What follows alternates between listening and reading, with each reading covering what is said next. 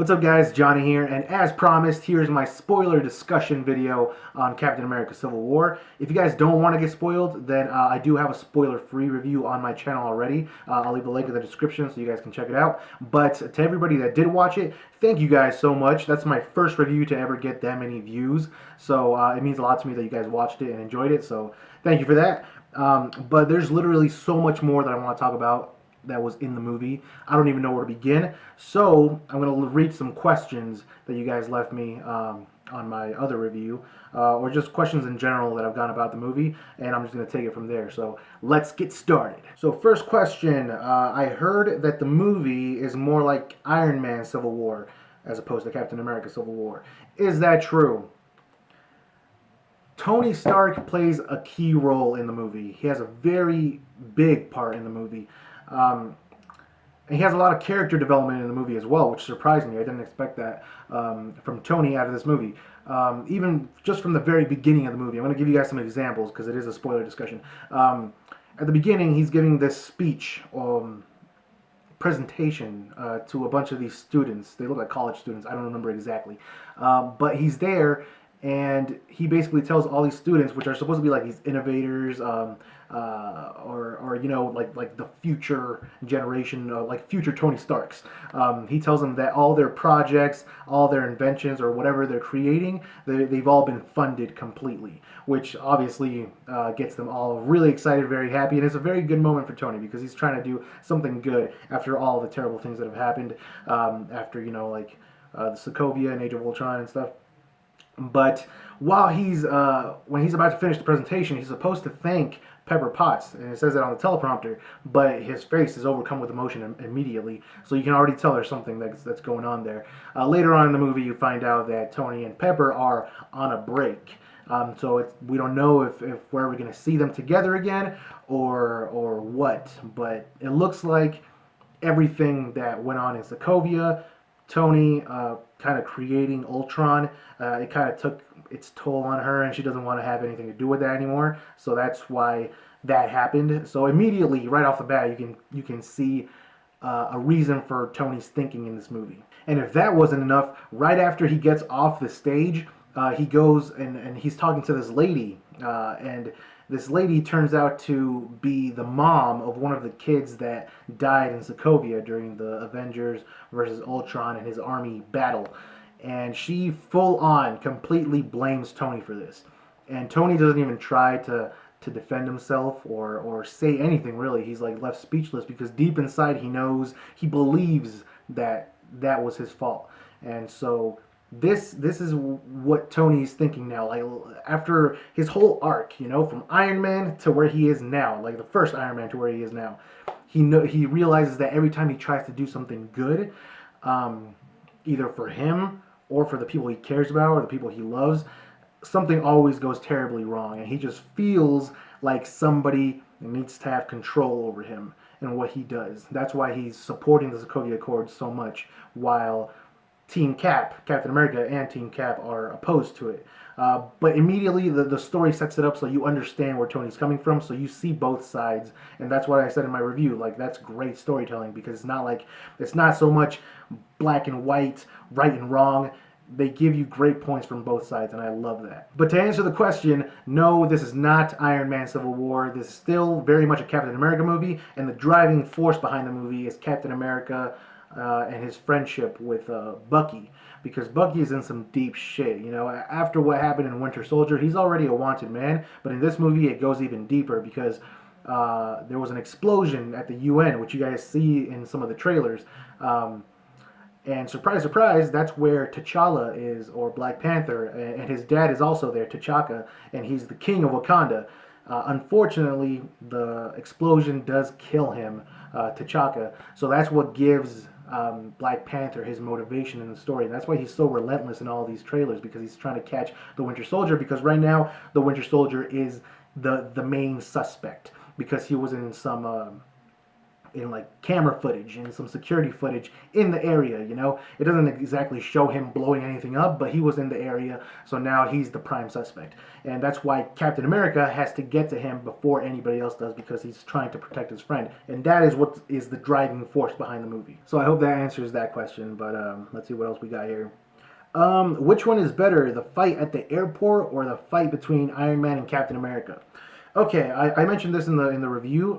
The airport scene, I still believe, you know, it's been a while since I watched the movie already. Up to this point, I still believe is the best comic book movie action scene I've ever seen in my life. And I've watched my fair share of comic book movies, but this one actually took these things like right out of the comic books. It's like up to this point, you know, comic book movies have had a rough start, but they're kind of getting to a point now where they're not afraid to do what the comics do, where they go all crazy with these powers and stuff. Before, it seems like maybe the studios themselves or the suits would kind of be like, don't do that. That's not. Well, we want to be like a serious movie and stuff, but now they're getting to a point where they're like, fuck it, let's do it. It's a comic book movie, let's have fun with it. And that's exactly what the Russo brothers did. And that's what I mentioned in my review. The Russo brothers, the screenwriter, the script writers, they understand these characters, and they did, especially this airport scene was just brilliant in all ways. You know, the action was on point. There was just enough humor to where you didn't feel like the fight didn't have any stakes, but at the same time they had humor in there just to alleviate all the seriousness. And every character got a great part in that scene. One of the parts in that scene that I remember got the most applause was when Ant-Man actually turns into Giant Man. And I was not expecting that whatsoever. I thought they were going to save that for Ant-Man 2 later on, or Ant-Man and the Wasp. But they did it in this movie, and it was so well done.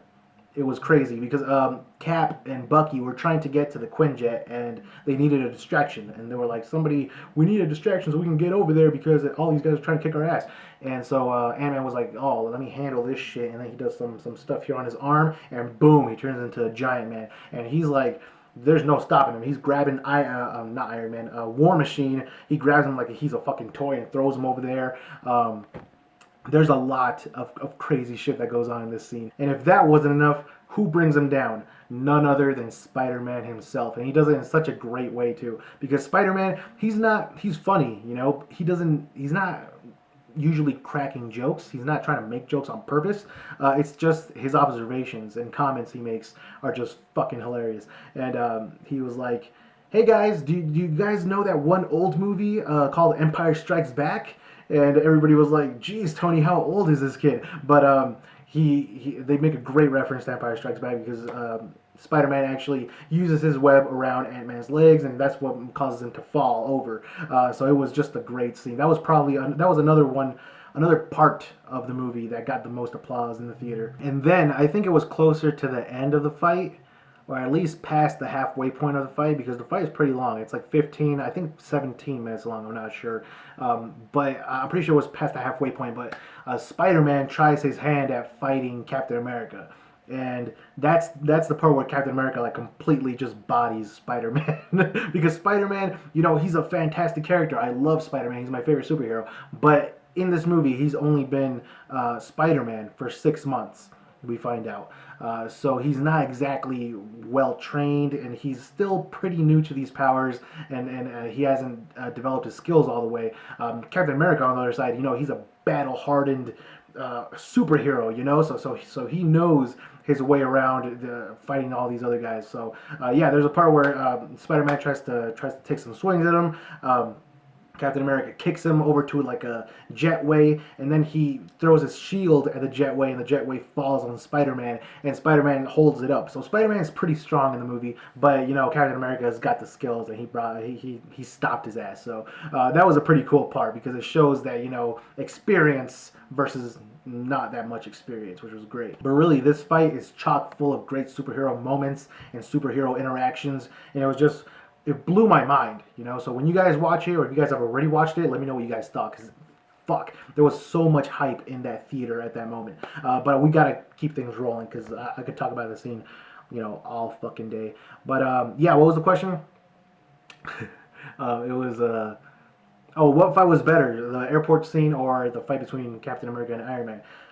The fight between Captain America and Iron Man, obviously, it's not on the scale of the airport fight, but it was also fantastic for very different reasons. I just feel like you can't compare these two scenes because they're both fantastic, but the Captain America and Iron Man scene is on a different level emotionally, and it's just a lot more intense. I felt because this happens at the end of the movie, you know, and that's when the stakes are high, because actually it starts off with Iron Man and Captain America where it looks like they're making up, or you know they're becoming bros again, and the Winter Soldier's there too, and Tony doesn't have a problem with that, like he's working with them now, because it turns out after the airport scene when Cap and Bucky actually make it to the Quinjet after the distraction, and they go off to this one location where there's apparently 5 more people that have been experimented on, like the Winter Soldier, and they think that Zemo, the villain in the movie,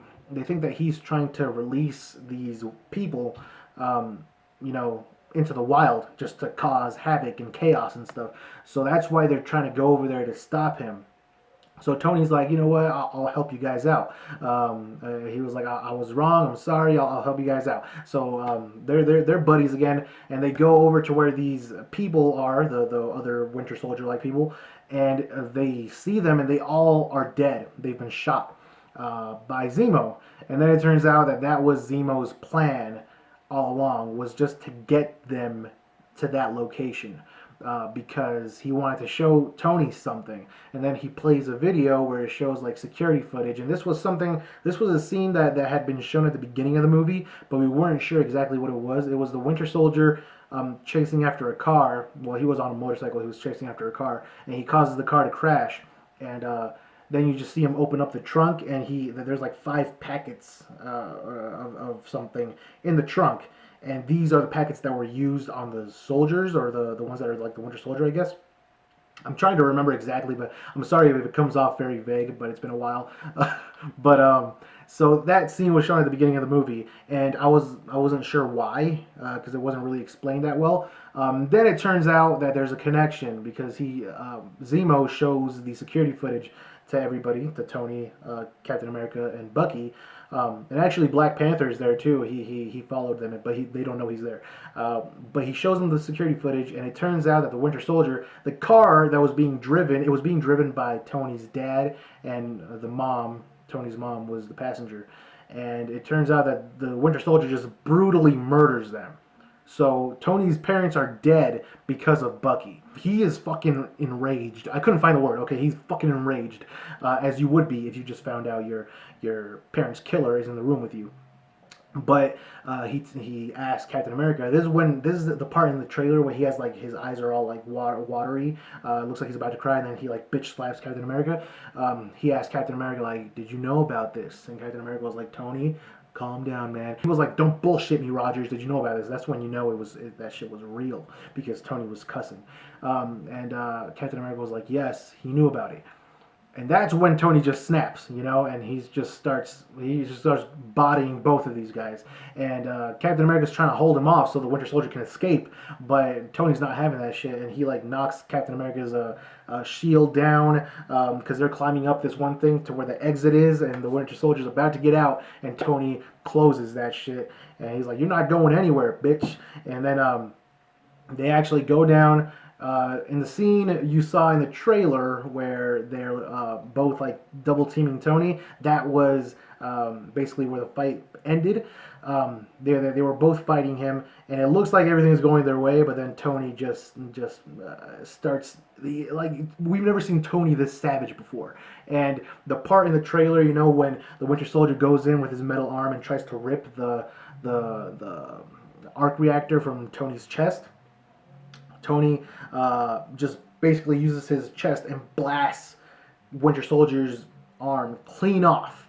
So Winter Soldier no longer has a metal arm, and he just falls to the ground, and he is just immobilized. Like he's not coming back from that. And that's when Tony he's about to just kill him. Like he wants to kill this guy. Obviously, he killed his parents, but Captain America steps in, and he's like, "No, I can't do this because he's my friend, you know." And that's when Tony was like, "So was I." But They start fighting, and this is the most heart-wrenching fight I've ever seen in the MCU, because these are both of these characters are characters that we've come to we've grown to love and we are very attached to. Um, Even if you don't see eye to eye with them, you know, like you've watched these guys in so many movies already. You feel attached to them, and they're just fucking beating each other to death. Like they are killing each other, and it comes to a point where it looks like, well, Tony gets knocked to the ground, and Captain America is just like punching him in the face. He grabs his shield, and it looks like he's about to decapitate Tony. It seriously, for a moment there, I was like on the edge of my seat, and it felt, because everybody in the audience gasped, because he like lunges at him with his shield, and then for a moment, it just everything stops, and then you look down at Tony, and you see that the shield went through his arc reactor, and it just powered down. So he basically just immobilized Tony, and that was it. And then Captain America, he's just out of breath, and he's, there's no winner in this. Like, Captain America got Tony to stop moving, but at the end of the day, they were friends, and you just beat your friend. Like you just beat up your friend. Like, how do you win with that? You don't win. So that moment was just on another level. Like I said, emotionally and intensity, it was on another level. And then Captain America gets up and goes over to Bucky and gets him up, and they start leaving. That's when Tony's like, "You don't deserve that shield. My dad made that shield, and you don't deserve it." And that shit just broke my fucking heart. But Captain America grabs the shield and just drops it on the floor, and that's when he leaves. So, man, that was an intense scene, guys. I never thought the MCU would get to a point where we would have a scene as emotional as that, but we did, and it was amazing to witness. So yes, both these fights are not very comparable. They're both amazing, but like I said, the airport fight was the highlight of the movie, just because it's the best action scene in any superhero movie I've ever seen. So yeah, hope that answers your question. So I got a whole bunch of Spider-Man questions. Is Spider-Man funny? Does he crack jokes while he fights? Spider-Man is hilarious. Like I said before, he doesn't make jokes. He doesn't crack jokes most of the time. He's just the observations and comments he makes are funny, because he's just a person that's just excited to be a part of this.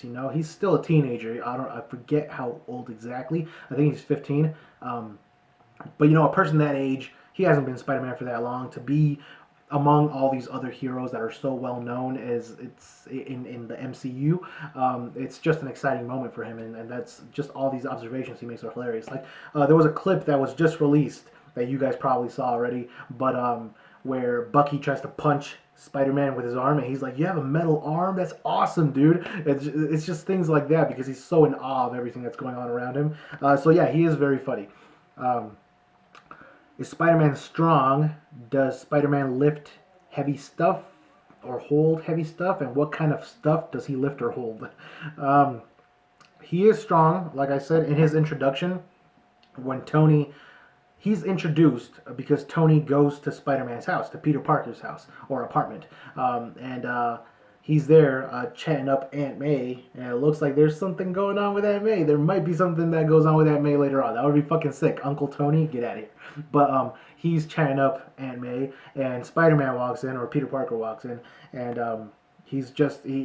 Tony makes it seem like he's there because he's gonna fund something for Peter Parker, because he's a smart kid, and that's the excuse he uses to Aunt May for why Tony's there. But then they go into Peter's room, and they start talking some real shit. And he's like, "I didn't know you're Spider-Man." And then Tony shows Spider-Man some like captured footage of Spider-Man in the city, and Peter Parker, he's just like, "Nah, I don't know what you're talking about. I have no idea." And then Tony like opens up something on the ceiling, and the Spider-Man costume just drops out, and it's just like a regular costume. It's something that he made, so it's not like the official thing yet.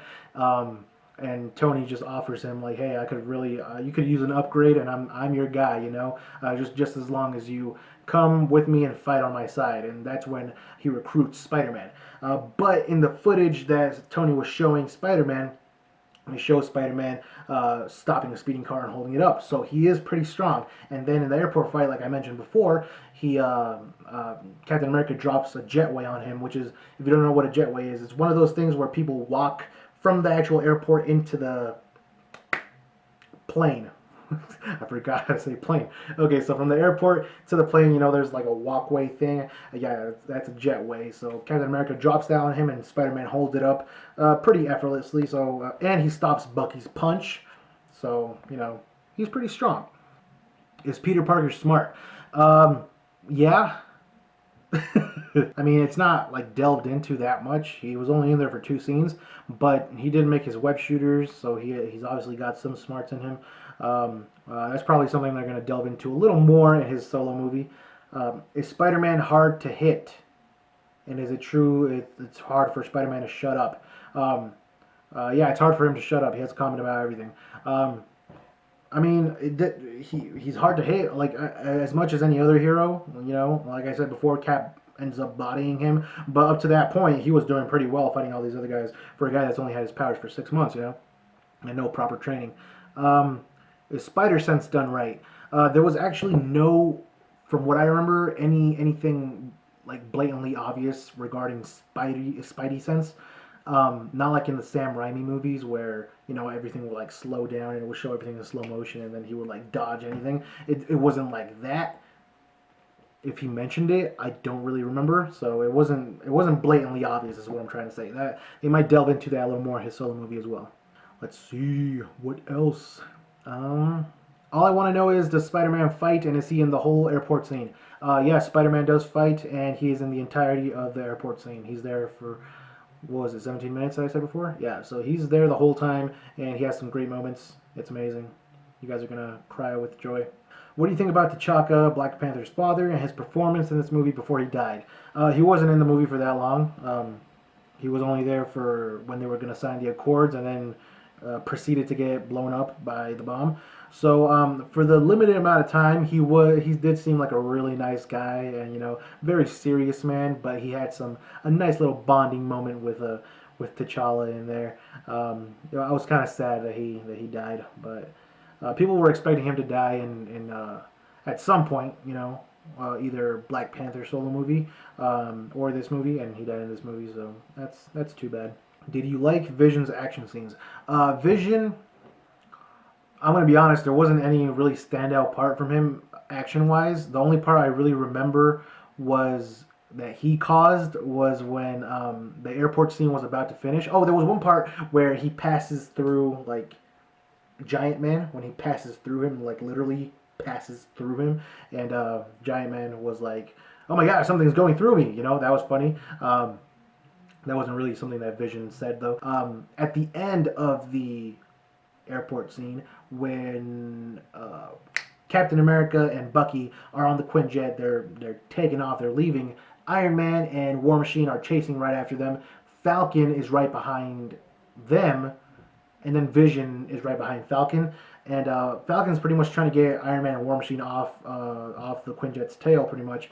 And Vision tries to blast Falcon with his little laser beam, mind gem laser beam thing, and Falcon gets out of the way, and he's the one that hits War Machine. So that's what you see in the trailers, where War Machine is hit by something in his chest and he just falls down. That was Vision. So Vision just royally fucked up in that moment.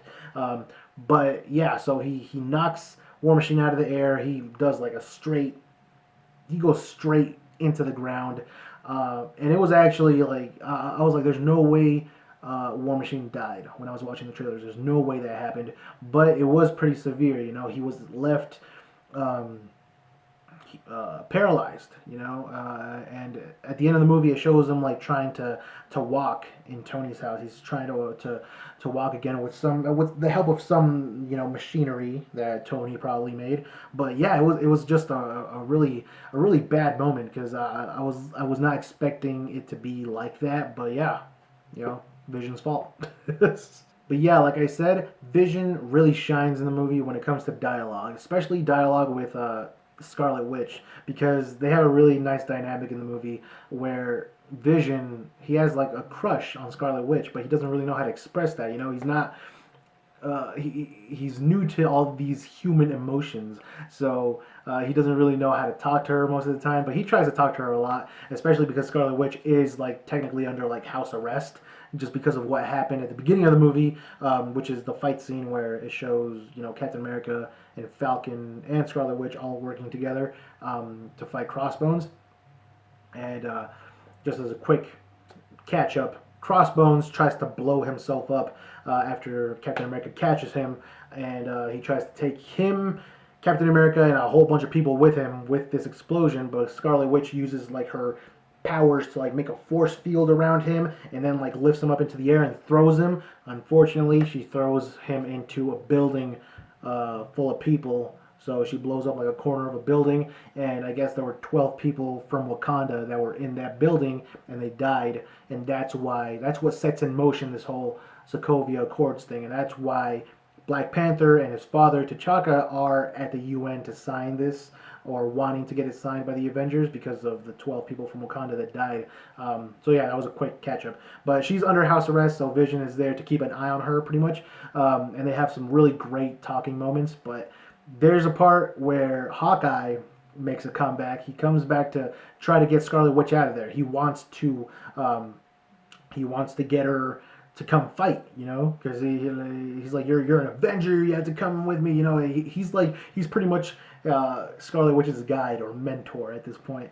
But he causes a distraction, which causes Vision to leave the room, and he's like, "Come on, we got to get going." He shoots 2 arrows at 2 different parts of the living establishment. I don't want to call it an apartment because I'm not sure, but he shoots 2 arrows. And you're not sure for what, and then they're about to leave, and Vision comes back in, and he's like, "You're not taking her anywhere, buddy." He doesn't really use those words exactly, but Hawkeye was like, "Oh yeah, I need to take her right now." And then Vision comes closer, and those 2 arrows, they make like this electricity thing come through Vision, and Vision can't move. He's like immobilized. So now you're like, "Oh, that was smart of you, Hawkeye." He's always one step ahead of people, but it doesn't hold Vision for that long. And Vision gets out of there, and he grabs. Well, Hawkeye tries to fight him for a little bit, but obviously, you're gonna fail. It's fucking Vision. Vision grabs him, and he was like, "You can't overpower me," or something like that to Hawkeye. And he's like, "No, I can't, but she can." And that's when you see in the trailer where Scarlet Witch is like trying to well, she has Vision, he's unable to move because she has him in this hold. And if that wasn't enough, I thought that was gonna be it. Like, she was just gonna hold him, and then she was gonna be like, "We're gonna leave now." No, she doesn't grab him, but she pushes him through the earth, and he makes like this crater, and he goes in for I don't know how long. He and it was fucking amazing. He gets wrecked by Scarlet Witch, and that's when they leave. But I was like, that was fantastic. I love Scarlet Witch, so I was glad to see her overpower someone like that, and I can't wait to see her powers progress throughout the MCU, but it was a great scene. But to answer the question, Vision didn't really have great action scenes in this movie. I actually think he had better action scenes in Age of Ultron, so yeah. Is it true that the villain is the weakest thing and wasn't needed? That is a popular opinion that I've read in these other reviews. Zemo, I kind of agree. He wasn't really necessary. They definitely could have the things he caused, because he caused the amazing action scene we got at the end with that very emotional fight I was talking about earlier. He caused that because he's the one that showed the video. He's the one that got them there for all this to happen. So just because of that, I think he was fine because he caused that amazing scene to happen. But they definitely could have written it in a different way where Zemo wasn't needed and Tony would have found out anyway. So I see why people are saying he wasn't really necessary, because they could have, all of the things he did, they could have written it in a different way where it still would have happened without Zemo. But he was the one that was in the movie. He was the one that caused it to happen. That's the way it was written, so I can't really complain, But he definitely has some developing to do as a villain. He wasn't killed at the end. After the whole fight happens between Captain America and Iron Man and Bucky, like I said, Black Panther was there, but they didn't know. So Zemo, he leaves that area, and he's like in the snowy mountains, and he's just sitting there. And Black Panther comes up behind him, and you think Black Panther's going to kill him because it turns out Bucky wasn't the one that caused the explosion at the UN. It was always Zemo. Zemo was behind everything. So now that he knows this because he heard the whole conversation inside, you think Black Panther's going to kill him. But he takes off his helmet and just goes towards him, and Zemo starts talking, and he's just talking about why everything happened and all this. And Black Panther says something along the lines of, like, those guys fighting in there, they have nothing but vengeance in their hearts or something like that. And Zemo tells him why he's doing all this. He said, because Zemo's family, I guess, was in Sokovia when the fight went on and they died. So that's why he's motivated, and that's his motivation. That's why he wanted to tear the Avengers apart. And his plan worked in the end. His plan fucking worked. And it wasn't like the other villains we've gotten so far. It wasn't like Loki, who brought this army to come fight the Avengers. It wasn't like Ultron, who created an army to come fight the Avengers. This was Zemo, who broke the Avengers. He dismantled them from within, which was a different kind of villain than we've gotten before. But at the end, after he talks to Black Panther, he's about to kill himself. He grabs a gun and he's about to commit suicide, and Black Panther blocks him with his fucking vibranium suit. But he blocks the shot, and he gets him arrested. We're probably going to see him in a future movie, so they're going to develop him more throughout the MCU, is my feeling. But Daniel Bruhl, I think that's how you say his last name, he's an amazing actor. I got to hand it to him. He did a great job with what he was given. So at the end, I liked Zemo. He's not Baron Zemo yet. He doesn't have the little thing. That's probably going to be introduced later on. But yeah, I thought he was fine. How much screen time did Black Panther and Spider-Man have in this movie? Spider-Man, like I mentioned before, he was only in 2 scenes, his introduction and the airport scene. The airport scene itself was 17 minutes long, I think I said. And his introduction obviously was shorter than that, but it was a great introduction. Overall, I think it was like maybe 20, 25 minutes that he was actually present in the movie, but it was a great 20 to 25 minutes. He was fantastic. Black Panther, on the other hand, was present throughout the movie. He was introduced pretty early on at the United Nations, and was there up until the end when he stopped Zemo from killing himself. So he was a pretty integral part of the story. I think those were all the questions that I got about the story itself. How many post-credit scenes are there? In the showing I went to, there was only 1 mid-credit scene. I read somewhere that they were going to hold the post-credit scene until the movie actually releases, and since it did get released today in some places, we might get some detailed descriptions about that post-credit scene soon. But the mid-credit scene was amazing. I'll tell you guys about it. You see Captain America and Bucky, and they're in this kind of like really advanced lab location, and you're like, where the fuck are these guys? Because after the airport scene, all of the Avengers actually are incarcerated. So you have Scarlet Witch, Ant-Man, Falcon, Hawkeye. They're all incarcerated in that one prison that rises up out of the ocean that you see in the trailers, because they were the ones that were against the Accords, pretty much. So Tony's still free out there somewhere. You see him at the end, but he's free. He's not in the prison. Captain America and Bucky obviously are outlaws now because they were a part of that too. But you're like, where aren't these guys supposed to be in hiding? Where the fuck are they? And then you slowly see T'Challa come into the screen, and he starts talking to Captain America, but then you realize that they are in Wakanda because the camera slowly pans out to this like jungle, forest, well, not forest, but there's like a lot of trees and everything, mountains, and there's like fog, and you're like, oh man, that looks pretty nice, guys. That looks pretty nice. And then you see a statue of a panther right outside, and he's just like looking at the camera, and I was like,